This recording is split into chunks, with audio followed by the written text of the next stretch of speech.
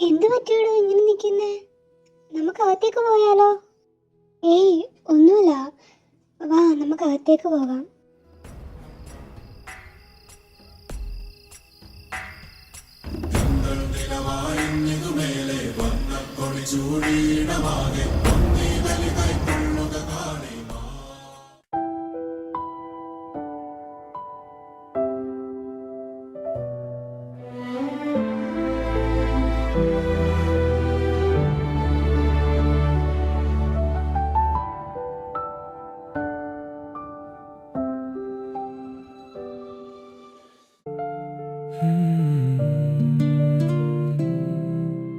നീ വന്ന നിമിഷം മുതൽ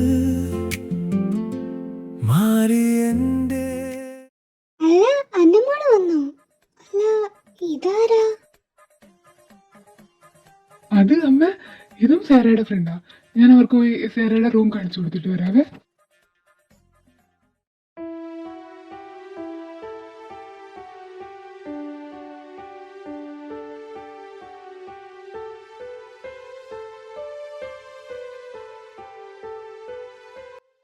ഓ, എന്നെ നീ ഞെക്കി കൊല്ലോ.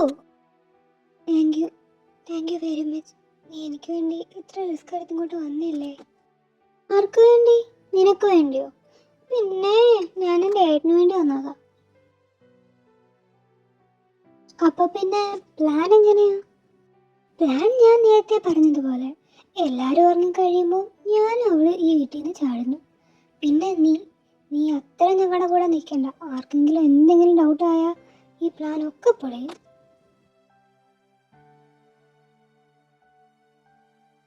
നീ എനിക്ക് വേറെ ഡ്രസ്സ് തരുന്നുണ്ടോ?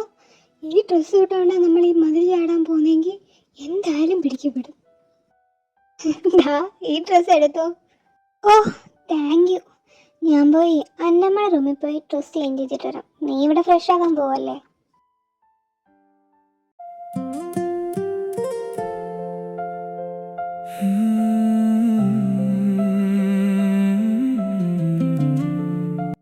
ഞാനങ്ങ് പേടിച്ചു പോയി. എന്തിനു പേടിക്കണം? ഈ വീട്ടിൽ നിന്നെ ഇത്ര ധൈര്യത്തോടെ പിടിക്കാൻ ഞാൻ മാത്രമല്ലേ ഉള്ളൂ. എന്താ മോന്റെ ഉദ്ദേശം? അത് പിന്നെ എന്റെ പെണ്ണ് ഇത്ര ലുക്കായിട്ട് ഒരുങ്ങി നിൽക്കുമ്പം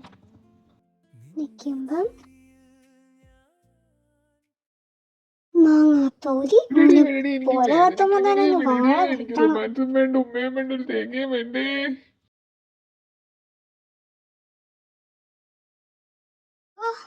ഈ ഡ്രസ് ഒന്ന് മാറിയപ്പോഴാ സമാധാനമായ. ഞാൻ നിന്നോടൊരു കാര്യം ചോദിക്കാം. നീ ആണോ അല്ലയോന്ന് മാത്രം പറഞ്ഞാൽ മതി. എന്താ നില, നീയും കെവിനും തമ്മി റിലേഷൻഷിപ്പിലാണോ? അത് പിന്നെ അതെ. ഓക്കെ, ഇനിയുള്ളതൊക്കെ ഞാൻ അവന് കൊടുത്തോളാം. താനിങ്ങോട്ട് കയറി വന്നപ്പോ അർണവേട്ടനെ വല്ലാതെ നോക്കുന്നുണ്ടല്ലോ. എന്താ, തന്റെ ചേട്ടനെ ദ്രോഹിക്കുന്നതിന്റെ ദേഷ്യം കൊണ്ടാണോ? എനിക്കോ അർണവേട്ടനോട് ദേഷ്യം ഒരിക്കലും ഇല്ല. നിനക്കൊരു കാര്യം അറിയോ? അർണവേട്ടൻ എൻ്റെ ഫസ്റ്റ് ക്രഷ്, ഫസ്റ്റ് ലവ് ഒക്കെ ആയിരുന്നു. അതുകൊണ്ട് ഇനി നിമിഷം വരെ അർണവേട്ടനോട് എനിക്ക് ഒരു ദേഷ്യമില്ല. ഇപ്പോഴെന്നല്ല, ഇനി അങ്ങോട്ടും അർണവേട്ടനോട് എനിക്ക് ഒരു ദേഷ്യം ഉണ്ടാവാനും പോകുന്നില്ല. എനിക്ക് 8 വയസ്സുള്ളപ്പോഴാണ് അർണവേട്ടനോട് അങ്ങനെ ഒരു ഇഷ്ടം എനിക്ക് തോന്നുന്നത്. അമ്മയുടെ മരണശേഷം ഞാനും നീരവേട്ടനും അച്ഛനും ഒക്കെ അമ്മയുടെ തറവാട്ടിലായിരുന്നു. നിതിനേട്ടൻ ഇവിടെ അച്ഛൻ്റെ തറവാട്ടിലും. എനിക്കൊരു അവധി കിട്ടുമ്പോൾ ഞാൻ ഇങ്ങോട്ട് ഓടി വരും. അത് നിതിനേട്ടനെ കാണാനല്ല, അർണവേട്ടനെ കാണാൻ. പിന്നെ ഇവർ തമ്മിൽ അടിയും വഴക്കും ഒക്കെ അതങ്ങനെ അങ്ങ് പോയി.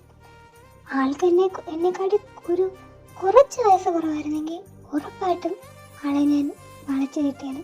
ഇതിപ്പോ ചോറായി പോയില്ലേ.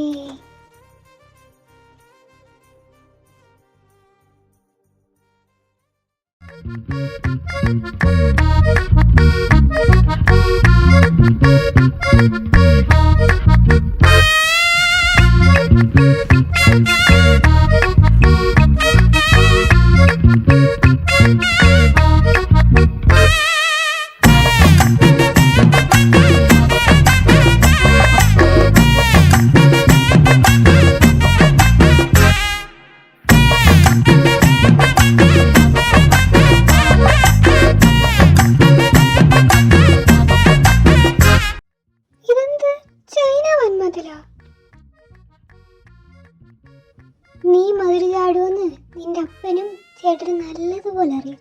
അതുകൊണ്ട് അവർ ഇത്ര വലിയ മതിൽ കെട്ടി വെച്ചിരിക്കുന്നത്. അതിനിത് അത്ര വലിയ മതിലൊന്നും അല്ലല്ലോ. നീരവത് എന്നും ചാടുന്നതാണല്ലോ.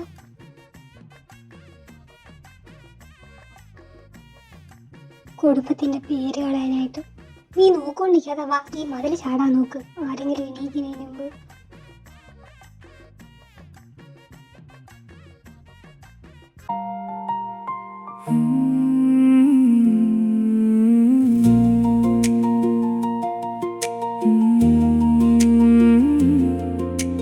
നിന്നെ കണ്ട നിമിഷം മുതൽ മാറിപ്പോയി എൻ ലോകം മുഴുവൻ.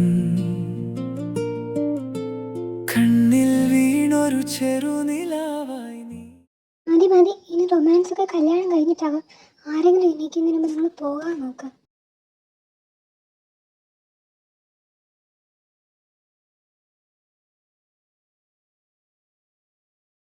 മോളെ, നീ സൂക്ഷിച്ച് വീട്ടിൽ പോണേ.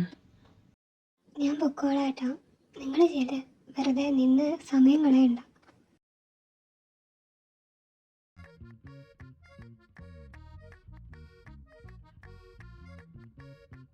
നീള,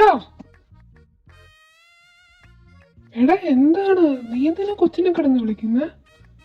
നീള, എന്താ മോളെ, ഇവനെന്താ പറ്റിയ? ഇവനെന്തിനാ കിടന്ന് നിളയെ വിളിക്കുന്നത്? എനിക്ക് അറിഞ്ഞൂടാ അച്ഛാ, ഒരു കോൾ വന്ന ശേഷം നിലയെ വിളിച്ച് അങ്ങോട്ട് പോകുന്ന കഴിഞ്ഞേര്. എന്താടാ പറ്റിയേ?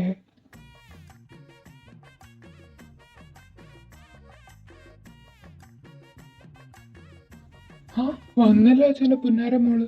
അവളോട് തന്നെ ചോദിക്ക് എന്താ പ്രശ്നമെന്ന്.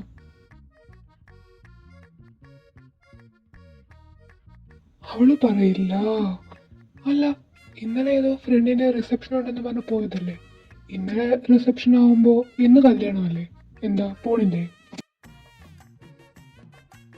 ആ അത് ശരിയാണല്ലോ, ഇന്നല്ലേ കല്യാണം. എന്താ നീ കല്യാണത്തിന് പോവാഞ്ഞേ? അതെങ്ങനെ പോകും? ആ കല്യാണം മുടക്കിയിട്ടില്ലേ പൊന്നുമോളെ ഇവിടെ വന്ന് നിൽക്കുന്നത്? ഞാൻ ഇന്നലെ പറഞ്ഞില്ലേ ഇന്ന് അർണവിന്റെ പെങ്ങളുടെ കല്യാണമാണെന്ന്. ഇന്നലെ ഇവള് കെട്ടിയൊരുങ്ങി പോയത് അവന്റെ വീട്ടിലോട്ടാ, അവന്റെ പെങ്ങളുടെ കല്യാണം മുടക്കാൻ. ആ കൊച്ചിനെ ഇവളുടെ കൂട്ടുകാരൻ കെവിന്റെ കൂടെ ഒളിച്ചോടിപ്പിച്ചിട്ട് വന്ന് നിൽക്കുന്ന നിൽപ്പാ ഇത്. ഈശ്വരാ, കെവിന്റെ കൂടെ അല്ല നീരവേട്ടന്റെ കൂടെ നിറഞ്ഞ ഇവരെല്ലാരും കൂടെ എന്നെ വെട്ടിക്കണ്ട് ചെരുത്തി വെക്കും. എന്തായാലും മരണം ഉറപ്പായി.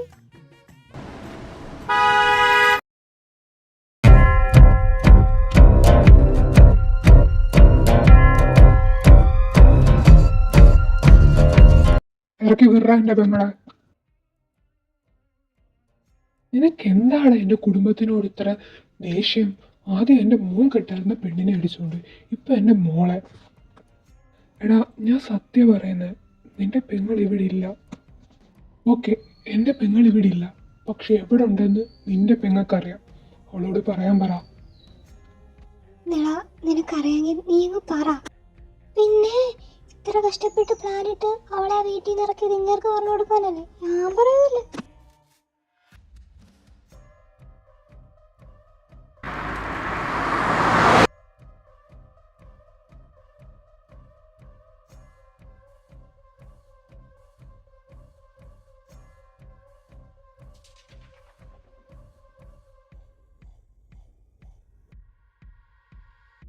ഈശ്വര, ഒരു വല്ലാത്ത ടൈമിംഗ് ആയിപ്പോയി. ഇതുവരെ ഞാൻ വിചാരിച്ചത് നിനക്കൊന്നും അറിഞ്ഞുകൂടാന്ന്. ഇപ്പൊ മനസ്സിലായി, സ്വന്തം അനിയന് വേണ്ടി എന്റെ പെങ്ങളെ ഇറങ്ങിക്കൊണ്ട് വന്നെയാണ് നീ.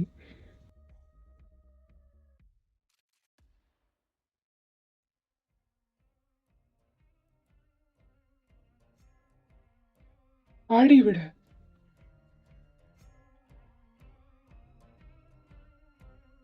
അവളുടെ കൈ വിടാറണം. എന്റെ പെങ്ങളെ കൈവിടാൻ പറയാൻ നീ ആരാടാ? കുറച്ച് മണിക്കൂറുകൾക്ക് മുന്നേ വരെ അവള് നിന്റെ അനിയത്തി മാത്രമായിരുന്നിരിക്കുക. പക്ഷേ ഇപ്പൊ അവളെന്റെ അനിയന്റെ ഭാര്യ, എന്റെ കുടുംബത്തിലൊരംഗ. എന്റെ കുടുംബത്തെ തൊട്ട് കളിക്കാൻ ഞാൻ സമ്മതിക്കില്ല. നീ ജയിച്ചു എന്ന് വിചാരിക്കേണ്ട നീതി, ഇല്ലാതാക്കും. അടിമുടി ഇല്ലാതാക്കും നിന്നെ ഞാൻ.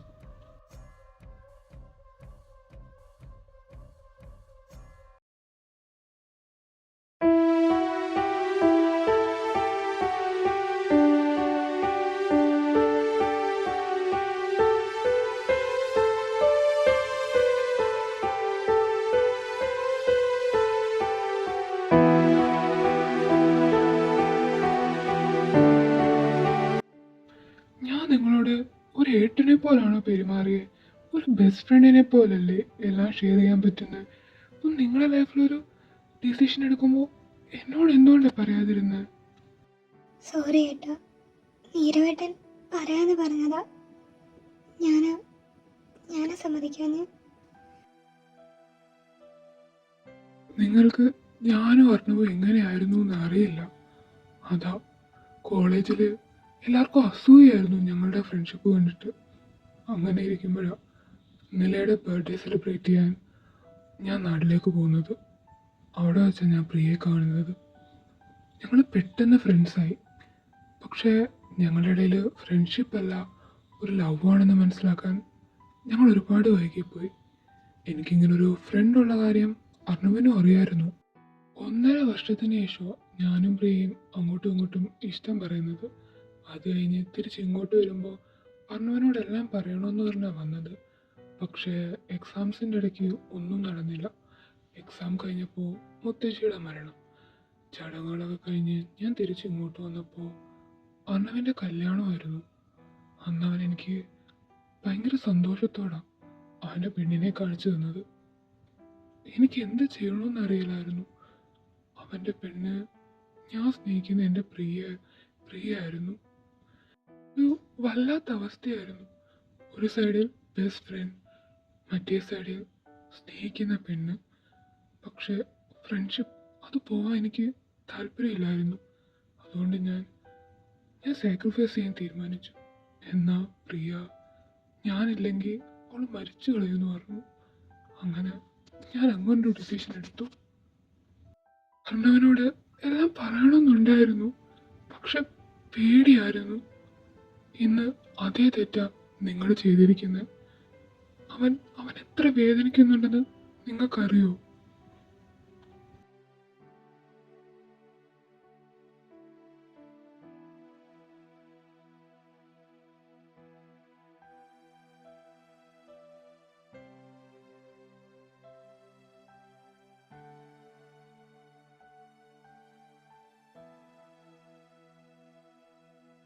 എന്തിനാ ഈ രാവിലെ തന്നെ എല്ലാരെയും പിടിച്ചെത്തിയേക്കുന്ന?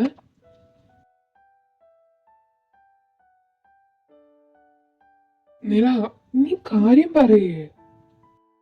ഒന്ന് വെയിറ്റ് ചെയ്യേ, ഒരാളൂടെ വരാനുണ്ട്.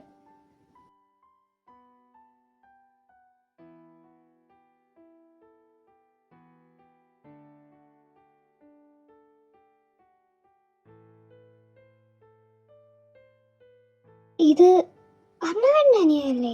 ഇവനെന്താ ഇവിടെ?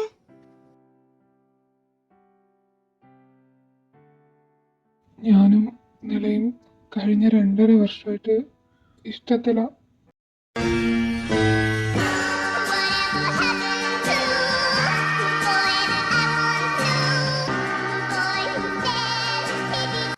പ്രിയേ, നീ ഒരു വെള്ള സാരി എടുത്തു വെച്ച് എന്നെ മരണം ഉറപ്പായി. Oh no.